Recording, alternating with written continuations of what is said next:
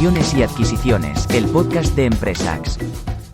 Pero, por ejemplo, a nivel de tamaño, ¿qué tipo de compañía estáis buscando, Lara? Esa pregunta yo creo que es muy relevante porque al final hay que tener en cuenta que el dinero que nosotros estamos gestionando no es nuestro dinero, es dinero de terceros, es dinero de inversores terceros y por lo tanto nosotros el mandato que tenemos es bastante concreto. Y esta pregunta yo creo que es muy relevante para evitar confusiones pues, con algunos empresarios. O sea, nuestra tesis de inversión es invertir en, como decía, compañías pymes españolas, ¿vale? Que vayan entre los 10 y los 100 millones de euros de ventas y que tengan un EBITDA de por encima de 2 millones, ¿vale? Es decir, son compañías, como decía antes, que ya son sólidas y que tienen una trayectoria buena y que además hayan tenido pues un crecimiento a doble dígito en los últimos años. Evidentemente, pues con el COVID estamos haciendo excepciones porque evidentemente pues es una situación muy excepcional, pero sí que deseamos invertir en compañías que hayan tenido una trayectoria de crecimiento importante en los últimos años y que además tengan un plan de negocio pues ambicioso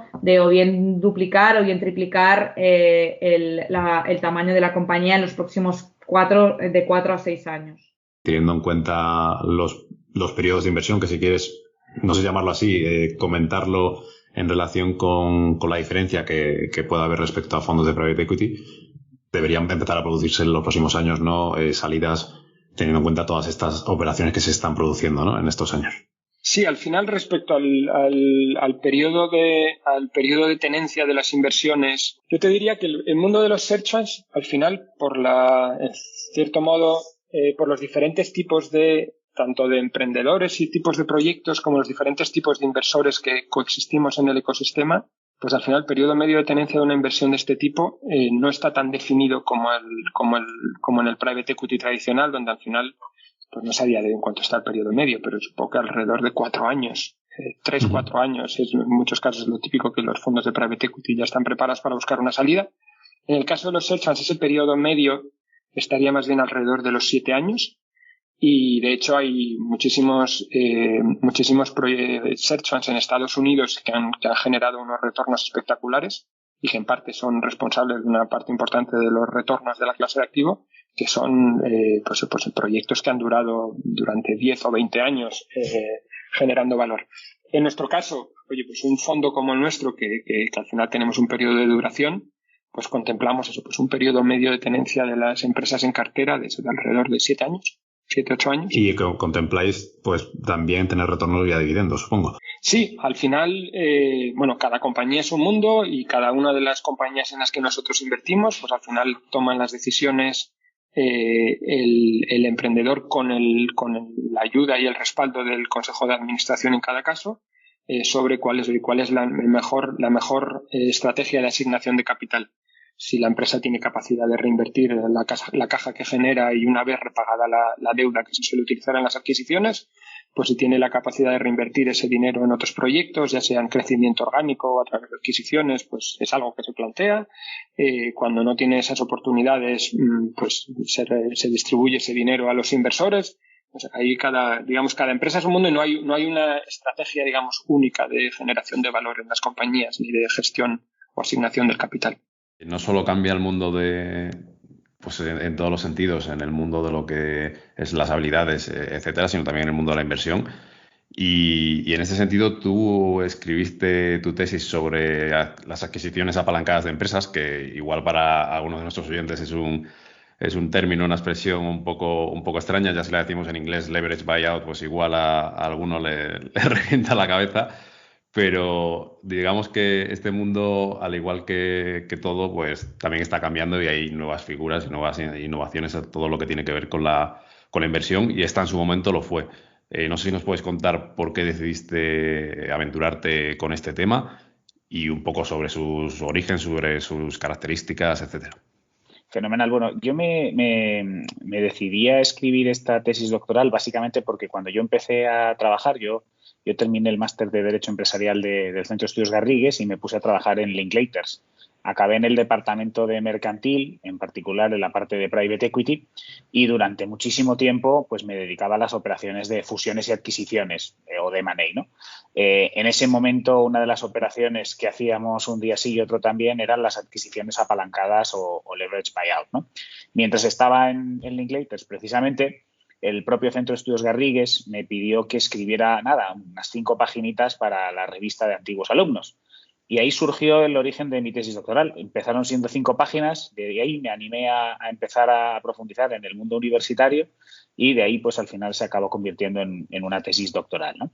Decías, pues vamos a ver, al final una adquisición apalancada o un leverage buyout, pues lo podemos definir como aquella compraventa en la que el comprador adquiere una sociedad, lo que solemos llamar la sociedad target, o una participación mayoritaria de la misma a través de financiación, ¿no? La financiación de una parte muy significativa de su precio, utilizando para ello deuda y que además pretendemos amortizar con cargo a los recursos patrimoniales y los flujos de caja esperados por la propia sociedad target, ¿no?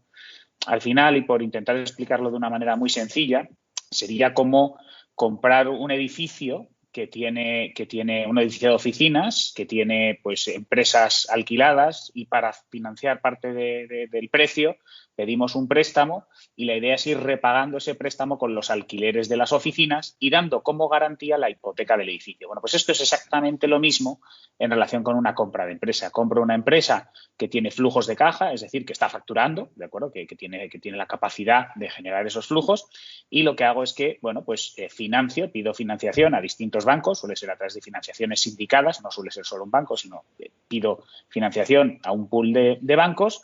Y ellos a cambio, ¿qué van a querer? Van a querer, por un lado, garantías, por lo tanto, daré en prenda las propias acciones o participaciones de la sociedad que yo adquiero.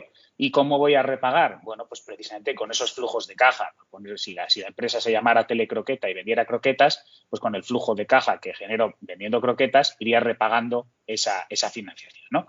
Al final, características, porque he intentado simplificarlo para que se entienda, pero las características más habituales en relación con los LBOs es, bueno, desde un punto de vista jurídico, lo que podemos decir es que, por ejemplo, en el marco normativo español esto no tiene, más allá de alguna referencia puntual en el ámbito de las modificaciones estructurales, de las fusiones apalancadas, pero el marco jurídico como tal no tiene más allá de, bueno, porque tenemos el contrato de compraventa del Código Civil o el del Código de Comercio, pero es un marco claramente inoperante para operaciones muy complejas, como es el caso de los LBOs. ¿Qué ocurre? Que sí que es verdad que generalmente la normativa de cualquier jurisdicción incluye un principio muy importante, como es el de la autonomía privada.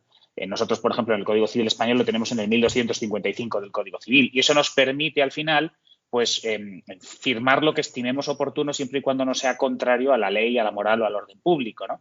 Y sobre la base de ese artículo, 1255, al final hemos creado una instrumentación jurídica bastante sofisticada. De hecho, algunos dicen que estas operaciones muchas veces son fruto de la fantasía y de la alquimia societaria.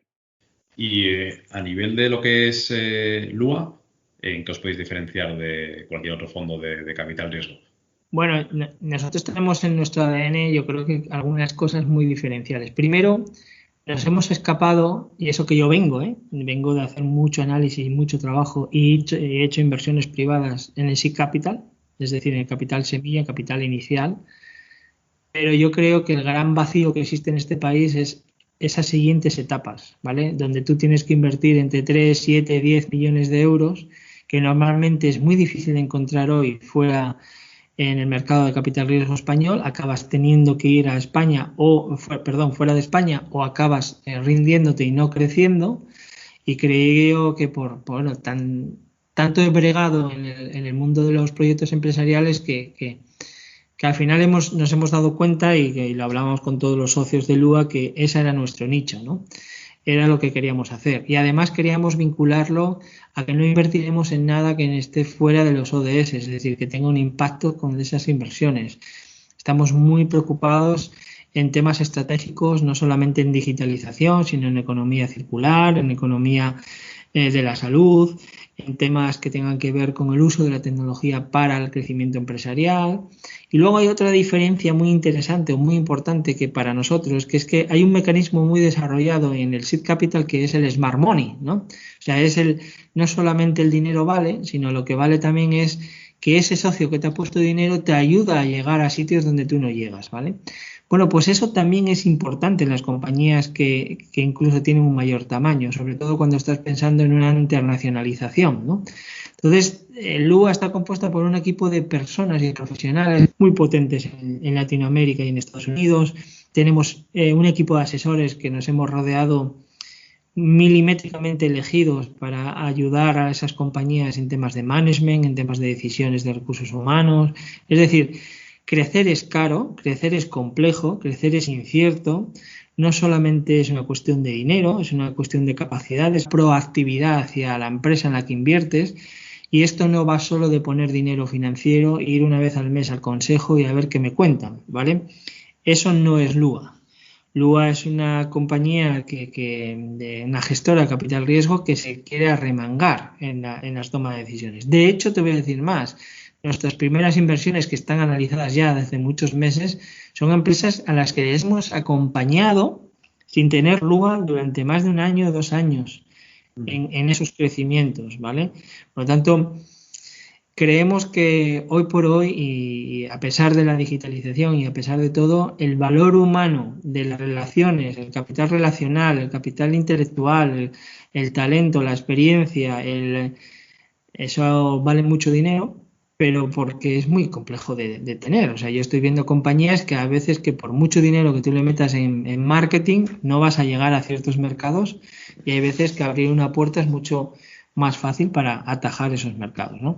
¿Qué criterios de inversión tenéis, Carlos Enrique, a nivel de tipo de compañías, de tamaño, de EBITDA? Es decir, ¿en qué compañías soléis invertir? Ok, nosotros digamos que tenemos un gran foco en empresa pequeña y mediana. De hecho, creemos que es donde está la gran oportunidad aquí en Colombia. Entonces, esto, digamos, suena exótico, pero nos gusta la empresa pequeña y mediana, pero nos gusta industrias maduras en transformación, con alto potencial de consolidación. Nos gusta mucho el negocio de consolidación aquí en Colombia y en Latinoamérica, con alto potencial de crecimiento, digamos, digamos, un punto que nosotros hemos encontrado como clave es esas pequeñas empresas aquí en Colombia y en Latinoamérica suelen ser muy regionales. Entonces, el gran reto es coger estas pequeñas y llevarlas a ser empresas nacionales o internacionales. Ese, digamos, es como nuestro gran foco. Y cuando decimos pyme, nosotros estamos hablando más o menos desde, no sé, 4 o 3 millones de dólares en ventas al año hasta 25, 30 millones de dólares en ventas al año. Y digamos, en EBITDA me es muy difícil decirte un número porque depende mucho de la industria, pero sí nos gusta empresas que sean pequeñas, pero que tengan una trayectoria, que tengan 10, 20, 30 años en el mercado, que tengan unas ventas probadas y probables, que tengan productos, que sean líderes en sus regiones, ese tipo de compañías, porque nuestro core business es expansión, es crecimiento. Entonces ahí nos sentimos cómodos. Nosotros tenemos, adicional a eso, como unos 4 pilares corporativos, digamos. El primero, ya lo mencioné, es la pyme. El segundo es el tema de responsabilidad social corporativa. Nosotros somos unos convencidos que para hacer un buen exit, para hacer un buen desarrollo, para crecer sostenidamente, hay que hacerlo, digamos, de forma responsable, social, ambiental, laboral, tributaria, etcétera. Digamos, nos gusta cumplir con todo lo que manda la ley y un poquito más allá. Nosotros creemos que el mercado de fondos de capital privado, y sería nuestro tercer pilar, está hoy en día enfocado en vehículos más especializados, buscando consolidaciones y sectores más greenfield, digamos, o sectores de alto crecimiento. Cuando digo especializados es, si tú haces un fondo de 500 millones de dólares y te vienes multisectorial y te vienes a hacer compras solo en Colombia o incluso en Colombia, Ecuador y Perú, digamos, tienes que hacer muchos deals para llenar un fondo de 500 o 1.000 millones de dólares. Mientras que si uno hace vehículos más pequeños, de 50 a 100 millones de dólares, yo creo que ahí hay muchas más oportunidades o nos gusta más ahí. Y nuestro cuarto pilar es un modelo de gestión muy adentro de las compañías. Y nos gusta administrar o tener equipos que administren, digamos, las compañías donde invertimos. Serpa es un fondo que lleva operando en España durante unos 10 años. Empezó, fundado por Eduardo Navarro y Alfredo Bru, que venían del mundo de la consultoría, y eso hace que el ADN del estilo de inversión sea un poco diferente al de otros fondos, ¿no? Porque, para empezar, es un fondo que históricamente se enfocó en situaciones especiales y que tenía un foco operativo muy relevante. De hecho, Alfredo es el socio que está encargado de la pata de operaciones y Eduardo es hoy presidente, pero también está muy involucrado en el área de inversión, ¿no? De esta forma, y partiendo de la cultura de situaciones especiales, donde era muy necesario tener un equipo de operaciones fuerte, porque a veces necesitabas hacer cambios extremos, de cambiar equipo directivo el día que entras, requería tener personal interno enfocado 100% en operaciones, ¿no? Entonces, con esta tesis de inversión, la verdad que el fondo 1 y 2 de situaciones especiales han sido muy exitosos, y teniendo en cuenta el contexto de mercado de 2018, se decidió lanzar un fondo de private equity más tradicional, que invertimos en compañías entre 2 millones de EBITDA y 10, 12, y en todos los sectores. Compañías sanas, con perfil de crecimiento, pero sí que es verdad que, aunque no siempre es necesario tener el equipo de operaciones tan involucrado como en el fondo de situaciones especiales, sí que mantenemos esa cultura de involucrarnos muchísimo con las participadas y ayudarles en todo lo que necesiten, ¿no? Porque además es bastante común que en este tipo de empresas, que son al final pequeñas y medianas, hay mucho más proyecto que manos. Entonces, muchas veces necesitas ayuda de gente que de tú a tú te ayude a definir política comercial, te ayuda a cambiar supply chain, te ayuda a organizar diferente tu estructura, etcétera, ¿no? Entonces, yo creo que eso, como resumen, somos al final un fondo, como hay muchos en España, pero sí que por destacar algo es este enfoque muy operativo, ¿no? Y el tener un equipo nosotros somos 30, hay como 15 personas de operaciones y menos de 15 en inversión. Entonces, eso sí que es bastante diferencial.